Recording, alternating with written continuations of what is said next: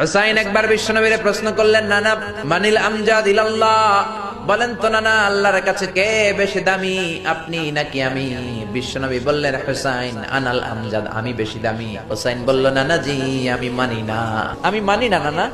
কেমন করে আপনি আমার চাইতে বেশি দামি হন? আপনার চাইতে আমি বেশি দামি। বিশ্বনবী বললেন, কাইফা যালিক, কেমন করে এটা? হুসাইন বলল, নানা জি তাহলে বলেন তো আপনার আব্বার নাম কি? বিশ্বনবী বললেন, আমার আব্বার নাম হলো আব্দুল্লাহ। হুসাইন বলেন, নানা আপনার আব্বা আব্দুল্লাহ কি কোন নবীর মেয়ের জামাই নাকি? বলেন, আমার আব্বার নাম হলো আলী কাররামাল্লাহু ওয়াজহা। আমার আব্বা হলো শেরে খোদা, দুনিয়ার সব কাফির মুশরিকদের জন্য আল্লাহ আমার আব্বারে বাঘ বানিয়ে পাঠিয়েছে। বিশ্বনবী বললেন, তাই তো?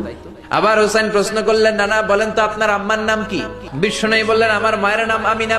হুসাইন বলল, নানা জি জান্নাতে সর্বপ্রথম যেই মহিলাটা ঢুকবেন ওই মহিলাটা হলো আমার আম্মা জান ফাতিমা। বিশ্বনবী কোনো কথা বলেন না। হুসাইন আবার প্রশ্ন করলেন, নানা বলেন তো আপনার নানার নাম কি? বিশ্বনবী বললেন, আমার নানার নাম হলো ওয়াহাব ইবনে আব্দে মানাফ।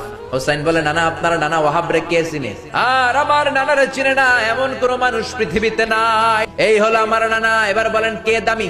বিশ্বনবী আর ধৈর্য ধারণ করতে পারেন না, ধা ধা করে চোখের পানিগুলো ছেড়ে হুসাইনকে বুকের মধ্যে জড়িয়ে ধরেন আর বলেন, হুসাইন তুমি ঠিকই বলেছ, আসলে আমি নবীর চাইতে তোমার দাম আল্লাহর কাছে কোটি কোটি গুণ বেশি। সুবহানাল্লাহ।